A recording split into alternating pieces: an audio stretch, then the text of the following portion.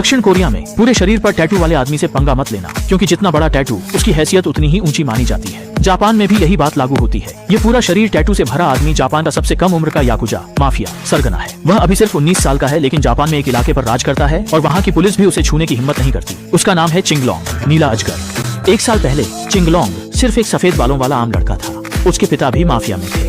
कहानी की शुरुआत में उसके पिता की तस्वीर दीवार पर टंगी दिखती है। एक दिन चिंगलोंग दोस्तों संग सड़क पर घूम रहा था, तभी उसने देखा कोई आटा ड्रग्स बेच रहा है। चिंगलोंग ने आटा खरीदने का नाटक किया, पर जैसे ही मौका मिला उसने उस पर हमला कर पिटाई कर दी। असल में चिंगलोंग का इरादा सामने वाले के पैसे छीनने का था।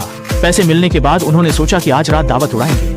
अचानक उसके दोस्त ने आटे की एक थैली उठाई, लेकिन चिंगलोंग ने झट से उसे छीनकर समुद्र में फेंक दिया। आटे ड्रग्स को हाथ नहीं लगाना। इसके बाद वे एक जान पहचान रेस्टोरेंट में पहुंचे। ज्यादा देर नहीं हुई थी कि माफिया डॉन आ गया, जिसका नाम था यामामुरा शानचुन। दोनों पक्ष बैठ गए और एक दूसरे को घूरते रहे। बाहर से एक झुंड अंदर घुस आया। ये लोग सामने वाले माफिया डॉन को मारने आए थे। चिंगलोंग नहीं घबराया। जैसे ही वह आदमी सामने वाले डॉन को मारने वाला था, चिंगलोंग ने एक तवा उठाया और उसे मारकर वहीं ढेर कर दिया।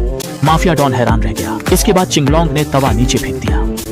मैंने तुम्हें अंदर आने के लिए नहीं कहा था। छोटा भाई डर गया और चिंगलोंग को लेकर जल्दी से भाग गया। अगले दिन गांव के लोग चिंगलोंग को ढूंढकर उसे गैंग के पास ले गए। डॉन चाहता था कि चिंगलोंग उसके गैंग में शामिल हो जाए, लेकिन चिंगलोंग ने मना कर दिया। गांव वालों ने उसे एक विजिटिंग कार्ड दिया और कहा कि वह अच्छे से सोच ले। अचानक उसके भाई का फिर से फोन आया और उसने कहा कि वह जल्दी से भाग जाए। चिंगलोंग का एक गिरोह पीछा करते हुए उस पर हमला कर रहा था। ये लोग पिछली रात उनकी आटा लूटे जाने की वजह से आए थे। जल्द ही चिंगलोंग और उसके दोस्त पकड़े गए और सामने वाले गैंग का सरगना भी आ गया। उसका नाम था तियान ये। सामने वाले चाहते थे कि चिंगलोंग आटे के पैसे लौटा दे, लेकिन चिंगलोंग तो एक गरीब लड़का था। उसके पास पैसे कहाँ से आते, वो भी इतने कीमती आटे के पैसे।